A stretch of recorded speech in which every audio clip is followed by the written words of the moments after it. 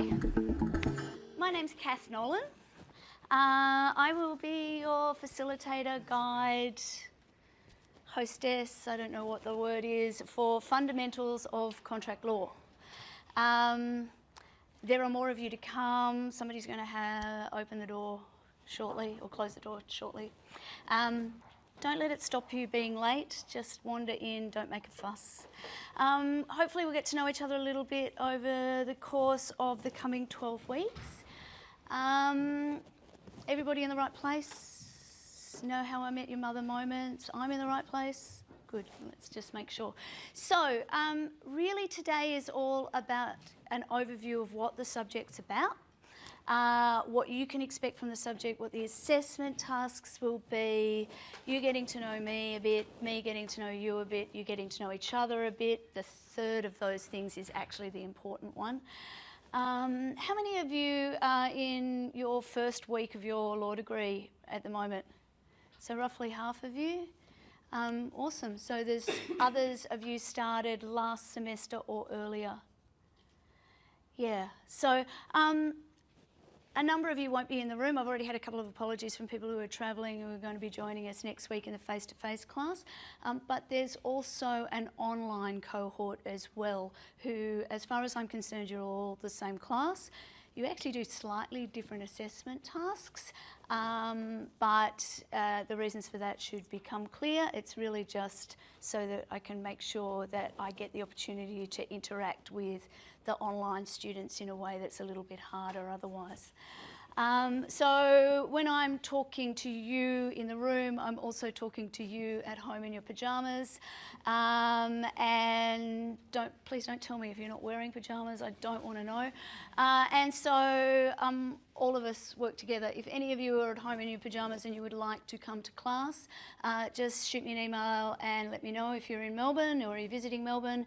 There's plenty of room here. You would be very welcome. And let's face it, many of your colleagues who are in the room today.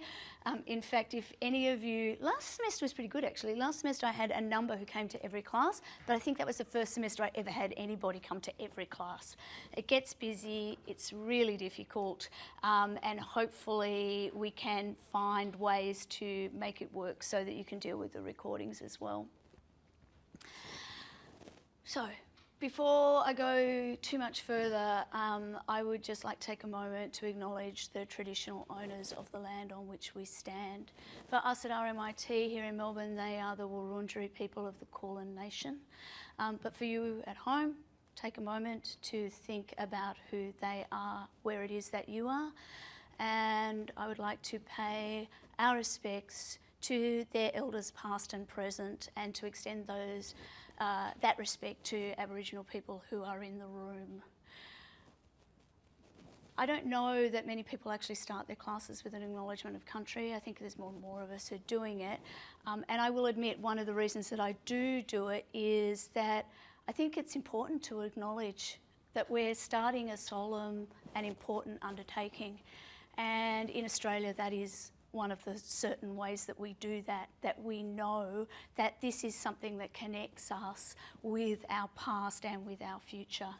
And I'm actually hoping we have a lot of fun in the room. I actually love being a contract lawyer and I really enjoy teaching contract law. And I have the very great advantage of most of you have very low expectations of this subject. My guess is the only thing with lower expectations is tax, but you don't actually have to do tax. People come in thinking, yeah, I don't want to do this, this will be scary. Not all of you, but it happens a lot. Sadly, for some of you, that will not change. You will continue to be intimidated by it and not enjoy it. But for many of you, it will change. And you'll see why I like being a contract lawyer, and you'll start to look at the world a little bit differently as a consequence of the way you do this. So think about that. Take a moment to think about where you are now and what you know about contract law, and what you think about contract law, and maybe even if you have the time, just reflect on that. If any of you are journalists, I'm a big fan of academic journaling, just taking a moment to just write down where you are, because when you hit what Joseph Campbell would call the pit of despair. Like if we're thinking of this as your hero's journey through contract law, at about week 8, my guess is you will hit the pit of despair. That's when you need to go back and actually look at how far you've come. So I think that's a good thing to do too.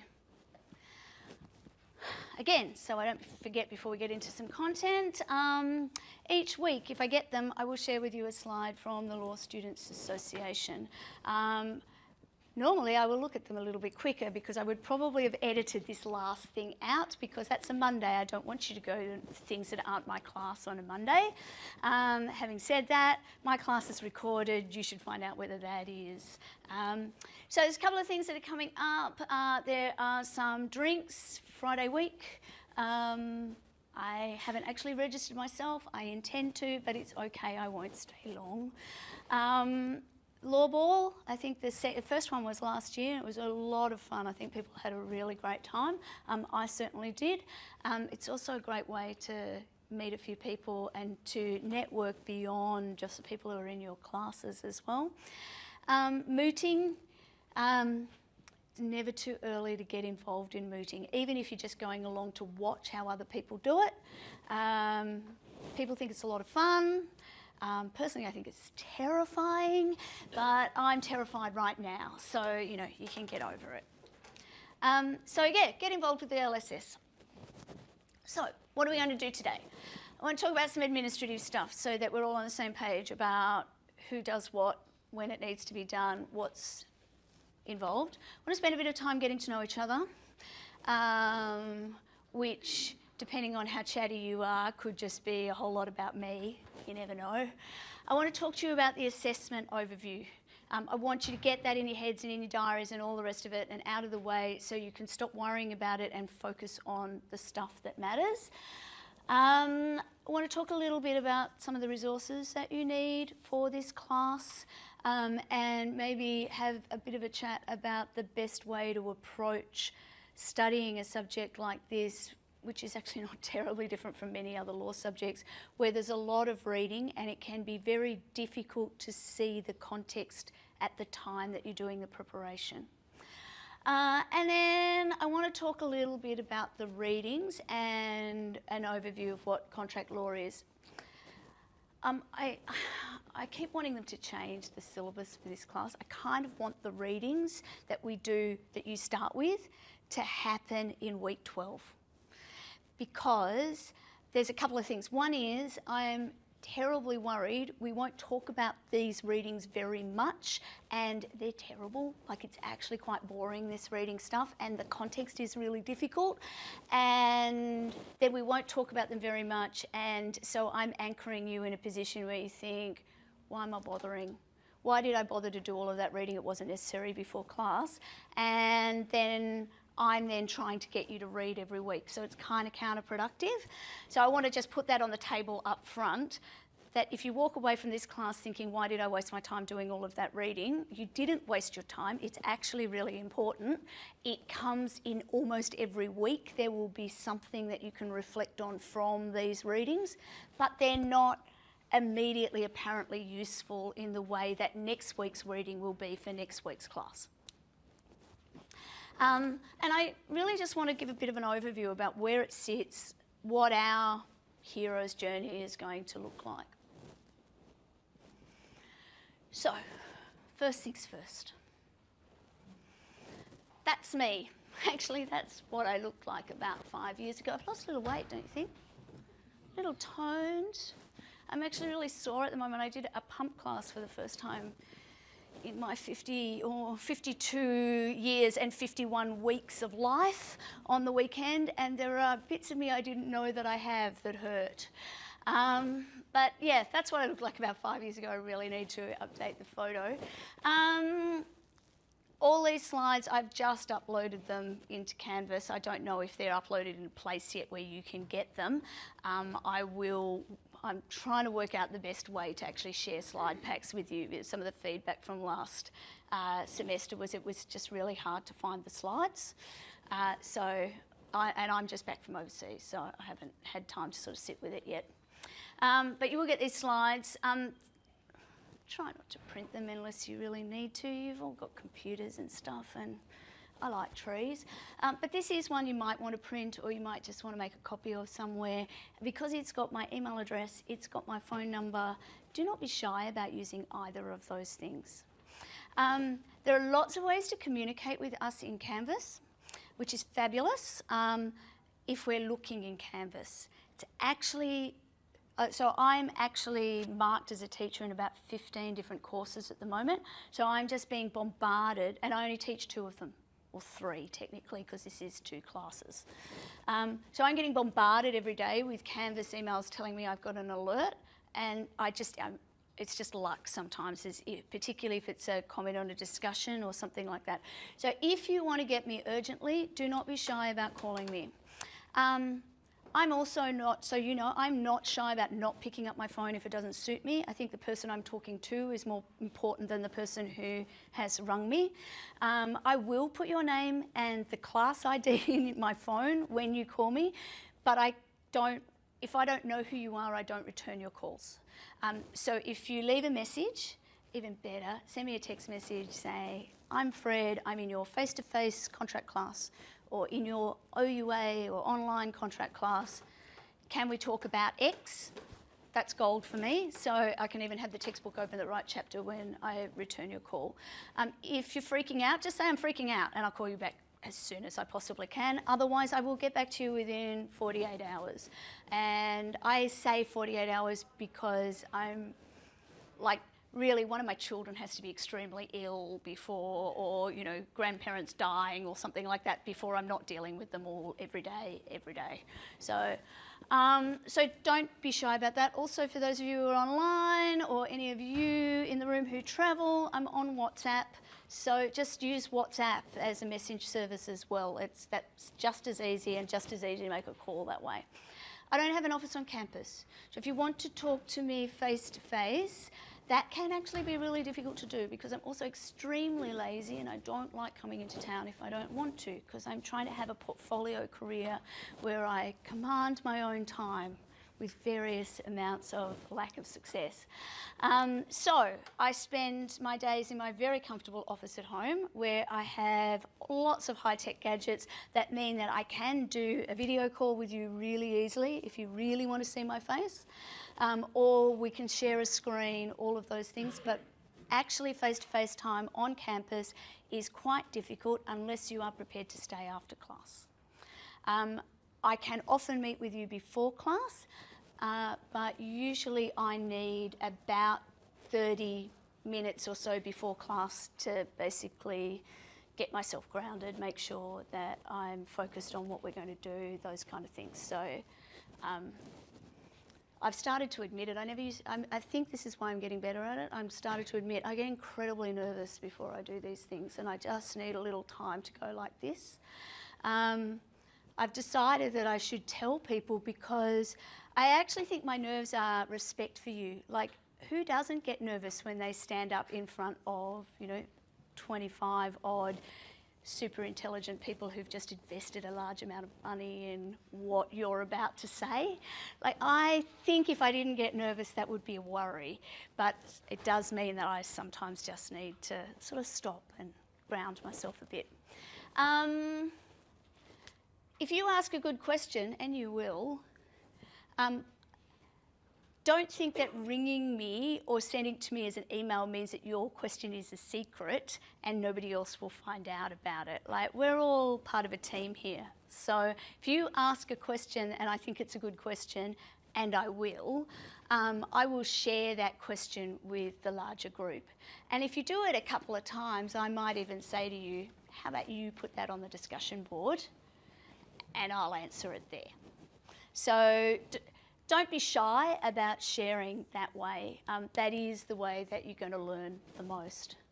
There is no such thing as a stupid question. There are often stupid answers, but there are no stupid questions. But there are better ways sometimes of framing your question.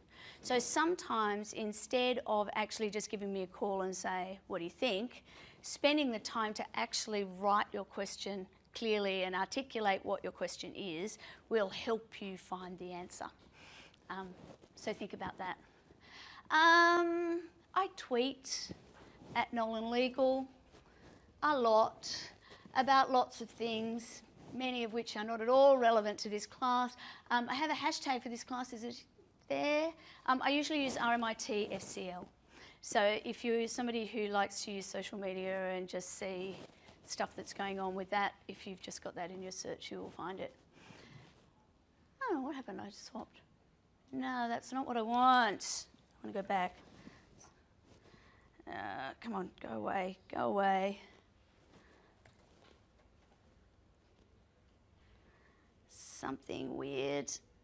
I changed my recording software, or upgraded it, and clearly did not test it. And it seems to be mucking around with my...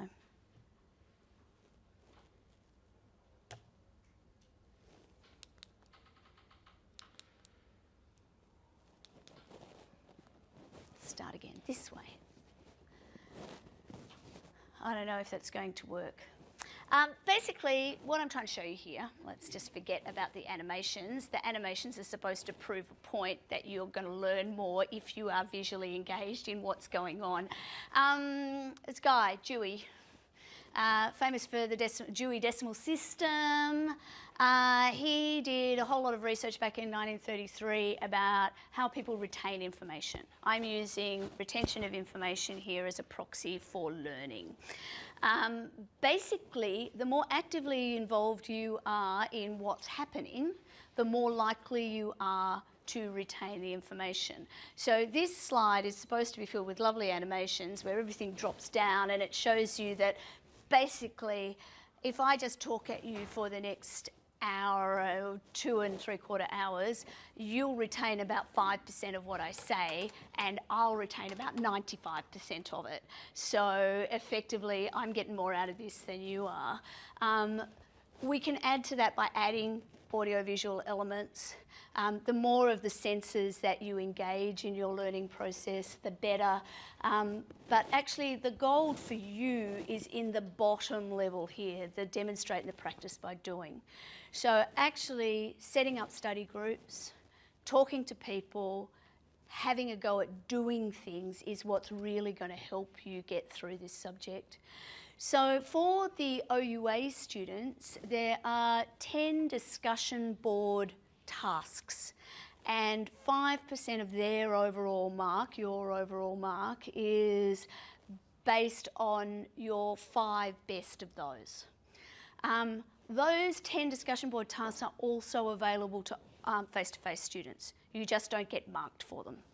Reality is, anybody who's actually any good at maths will realise that that 5% is not going to make a big difference one way or the other for the OUA students either. It just is an encouragement to do it. And one of the things that we've learnt, will not surprise you, is that you guys are more likely to do things if you get a mark for them than you don't. If you don't. My promise to you, the problem is we don't have the funding that will actually let me get paid to mark you all on those things, which is one of the reasons why it is the way that it is. But I give you feedback. If you do those tasks, if you do them within, by the time that they're due, the same due dates as the OUA students have, I will give you feedback on how you went. I will tell you what mark you would have got. There is a direct correlation in my experience between students who do those tasks and exam results. Because it is practice in a nice, safe environment. When I say safe, the way that the discussion tasks work for both groups is there is a question, and they're called discussion tasks. You go and type away your answer, format it, get your AGLC formatting and all the rest right, then you cut and paste it in as a response. As soon as you've done that, you can see any other responses that people have put in. Until you've put yours in, you can't see anything. So the other added bonus, the secret sauce for doing those discussion tasks, is you also get to see what other people do.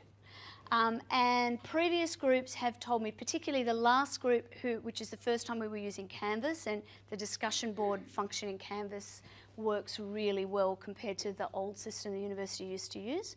That they really, the people who participate in that really got a lot out of the experience of seeing how other people answered differently, seeing the other options that they had as well. And so there was often some quite rigorous debates in those discussions, because you've got the opportunity then to comment on other people's work and see how they think. There was some really good rigorous debate about how things work.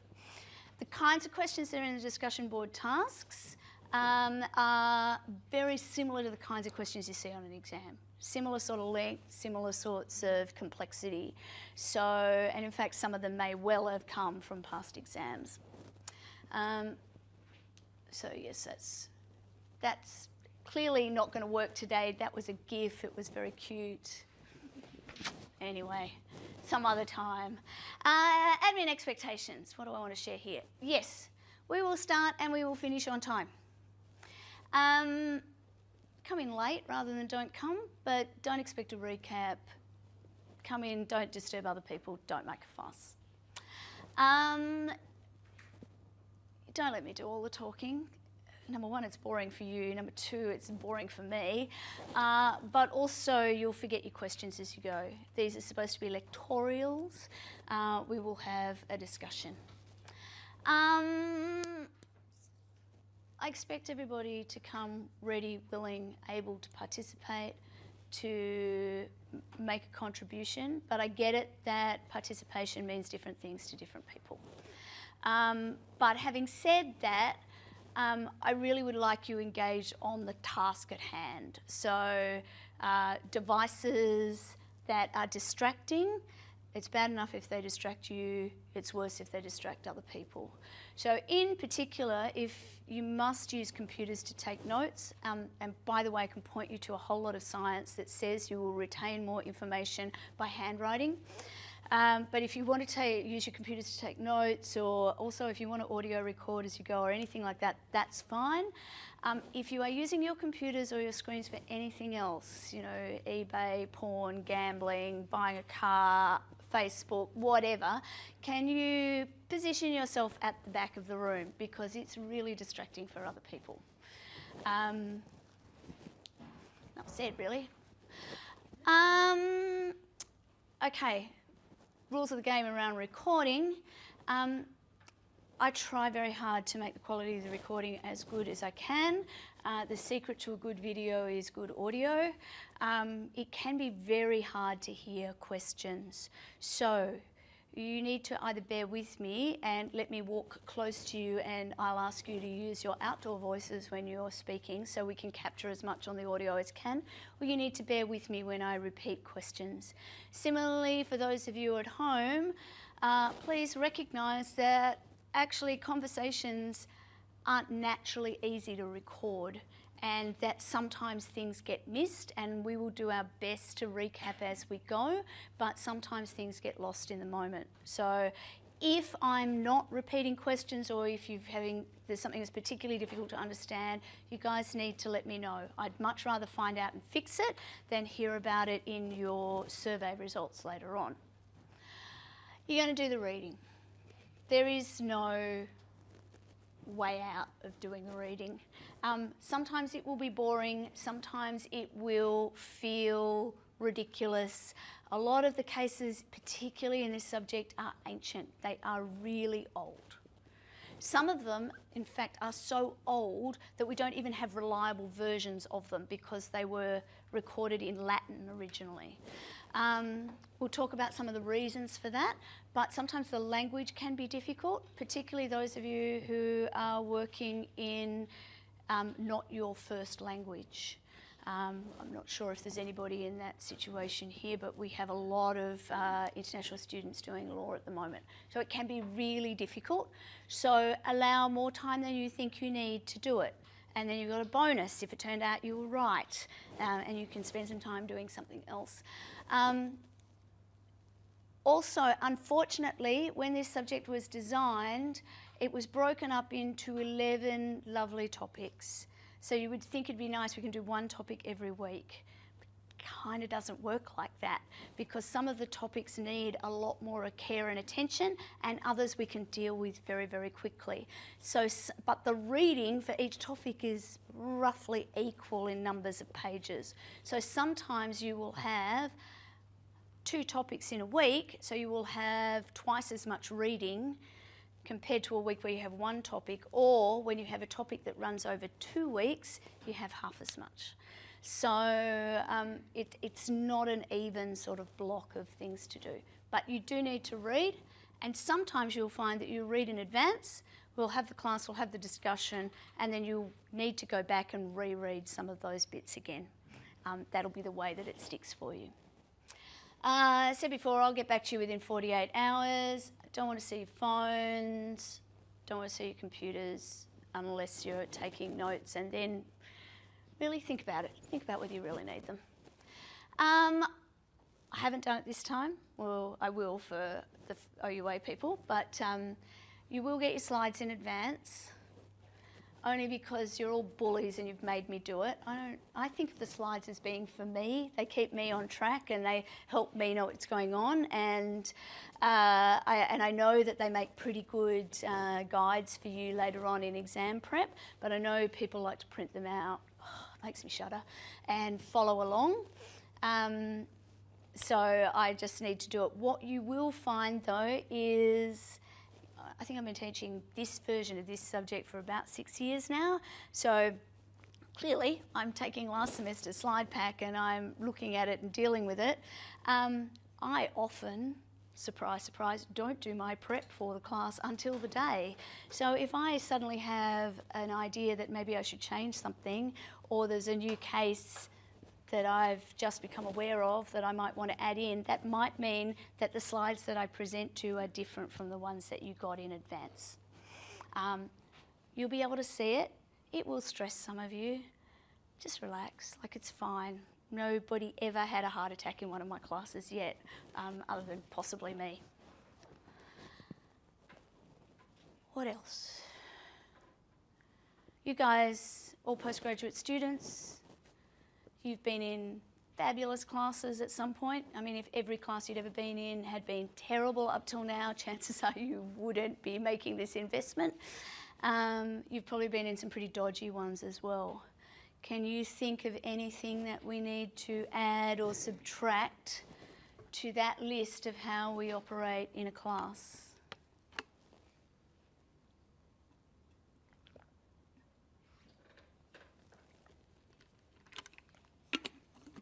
I don't really believe the silence. Love to hear from you. Feel free to email me. Let me know. We can continue to negotiate. If there's anything on that list that you think is incredibly unreasonable, this is probably a good time to point it out as well. The one that's changed on this list over the recent semesters is getting the slides in advance. I used to not do that. But like I said, I got bullied. No, bully, that's wrong. Yes, sorry, what's your name, please? Hi, James. Hi. I'm Kath. Okay. I do have one thing actually. Sometimes I use my phone to take notes. I've got note-taking apps in there and I just find it easier than... That's fine. If you're using it to take notes, it's when you're doing other things. Having said that, the only person whose phone rang in class last semester was mine. Over and over again in one class. I now put it on to, and it's here recording, so those of you at home can't actually see. It's around my neck because I've got a microphone in it. Yeah, so if you turn it off so it doesn't ring and you're using it to, I can tell the difference. Look, and at the end of the day, by the way, you know that none of that stuff affects your marks. It just affects our working relationship. Attendance is not compulsory. I mean, you're kind of crazy if you can come and you don't, I think, but there's lots of crazy out there, and some crazy is really smart crazy and gets HDs, so you might be that kind of crazy. That's awesome. Sorry, I'm really going to dance around in this class because the light is right in my eyes as I work in certain places. But yeah, it's just none of this stuff. It's the, as my 3-year-old great niece would say, it's the social contract. which I thought was hilarious. But apparently it means she wears underpants in public now, which, you know, I think everybody's happy about. Come on. Oh, yes, that's RMITFCL is the hashtag that I use. Feel free to use it too. All right, this is what I'm going to aim for. She says, quickly noticing that I haven't actually set an alarm on my watch to give me an idea when that time is happening. So we'll start by 5:35. According to the timetable, there's another class in this room before us, but they weren't here when we arrived today. So I think we should be fine. But we want to start by 5 minutes past at the absolute latest. By about 10 to 7, we'll have a break for about 15 minutes. And then I will aim to be finished by 8:25 at the absolute latest. There will be some of you who have trains that you are desperate to get to. If you need to leave a little bit early, again, same rule as coming in. Just pack up quietly, get out without disturbing people, and go back and get the end of the recording. I will endeavour to have recordings of the lectures available within 48 hours of the class. So for you listening at home, classes are Monday nights. So by 8:30 on Wednesday night, at the very latest, the recording should be available.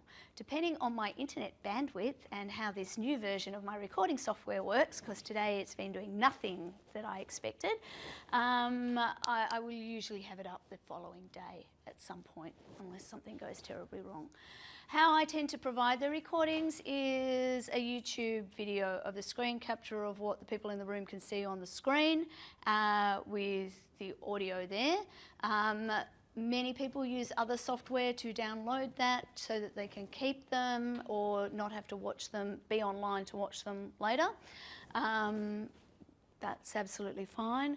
Some feedback that I got from the last session is, despite the fact that I offered it at the beginning, as I'll offer it to you, that people didn't like video, that they would prefer to get the audio. If anybody wants audio only, please send me an email and I will upload audio as well. It's two jobs for me to do. If nobody wants it, I did it for a semester offering both, and nobody, from what I could see on the analytics, nobody looked at the audio only, or downloaded the audio only, so I stopped doing it. But if you want it, it's, like I said, it's two jobs for me, but it's not a big job, so I'm really happy to do it. And if somebody does that, then I will try and remember to say we're on slide 9, which is the slide we're on right now. But mostly I find, you know, you're all grown-ups, you can work out how to get the audio off the YouTube video if that's what you want, or you can run it in QuickTime, or I don't mean the app, I mean run it faster, because I sound so good as a chipmunk. Okay. Next thing I want to talk to you about is planning your semester.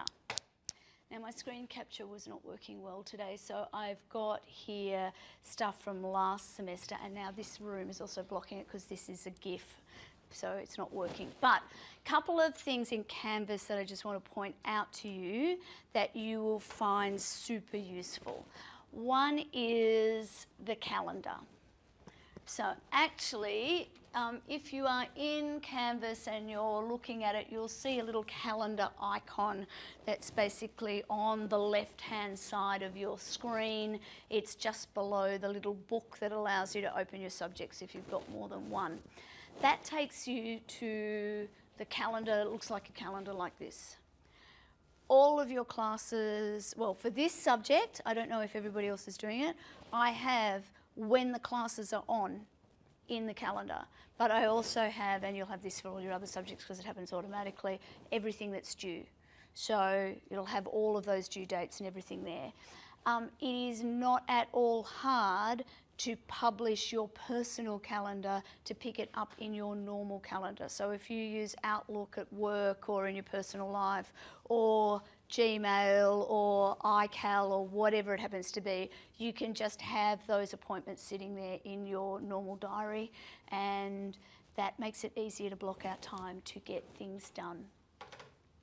The other page that is really useful is the course syllabus page.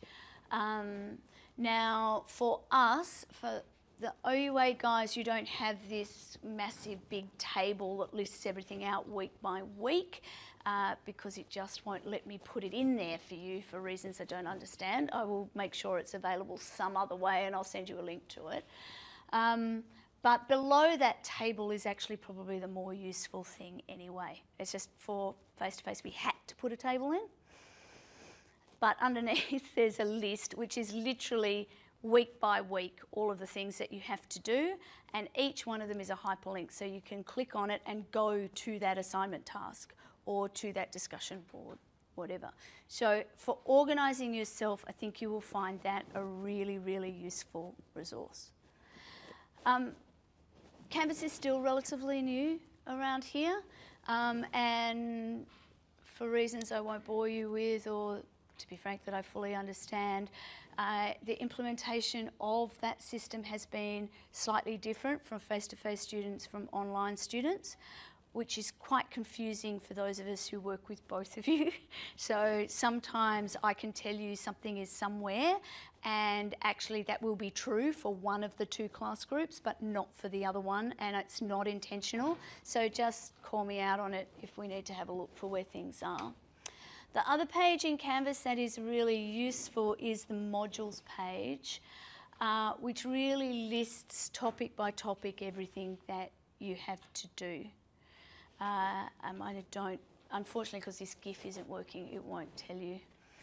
The other nice thing about the syllabus page too is that little weighted group. So it actually just points out what the assignments are and how much each one of them is worth, which can be quite handy. So, I'm going to start by telling you a little bit about me, and then I'm going to ask you to tell each other a little bit about each other, about you. Not quite sure what the proper sentence for that is. And then we'll come back. So I'm just going to do me first so I'm on the recording, and then I can return the recording off. So, my name is Catherine Nolan. You can call me Kath. Some of you will call me Kathy. It makes me feel like I'm 12, but hey, go for it. I am a pracademic. I used to say I'm not really an academic, and I still feel like I'm not really an academic. Unlike most of the lecturers that you work with, I don't have a PhD. I think we should just come out clean about that right early on. Have to say, lots of people have complained about lots of things about me along the way, but my research output has never been one of the basis of those complaints. So I basically, I'm a week away from turning 53. I was admitted as a lawyer in 1989. And I've basically held a practicing certificate of one sort or another ever since. So I'm going to be a lawyer. Next year will be my 30th anniversary of continuous practicing. I started off in what were called then the big firms. In some big firms, they were tiny in comparison to what the big commercial firms are now. The first firm I worked for was, at the time it was called Cause, Pavey, Whiting and Byrne. It's now Cause Chambers Westgarth, and I worked in their Sydney office. It was actually a branch of the Melbourne partnership before Cause merged with Chambers Westgarth and became sort of one of the first truly national firms. And there were only 9 partners in the office that I first worked with. And in fact, 3 of those partners I see at least twice a year to this day. So I then moved through, I went with a group, we moved from one firm to another and worked in the firm that's now DLA Piper, who I still do some consulting work with. So I actually started off as, well, after spending most of my university years, I worked full time, but I spent a few holidays and weekends chained to trees in Tasmania. I did exactly what you would expect me to do. I became a corporate lawyer working for the large miners. Stuff happens. I thought I could make change from the inside. in some ways I was right.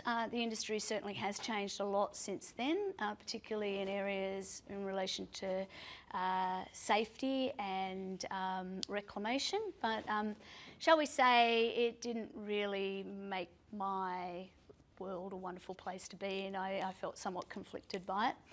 And I've always been a bit of a geek.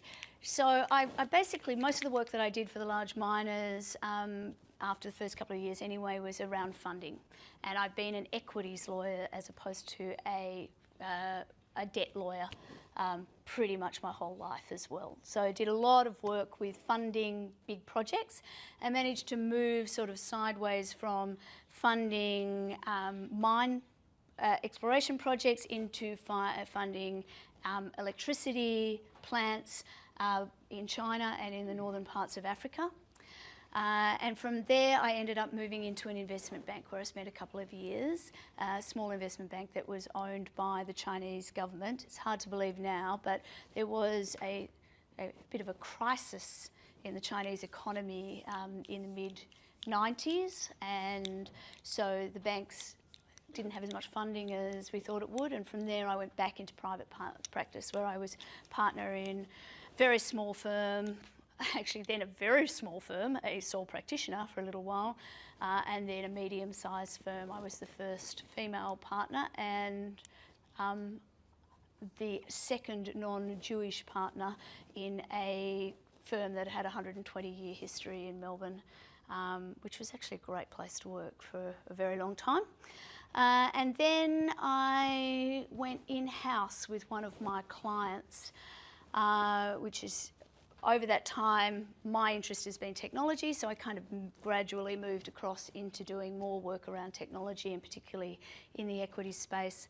I ended up working very closely with a client from sort of pre-incorporation days. We took that company to listing.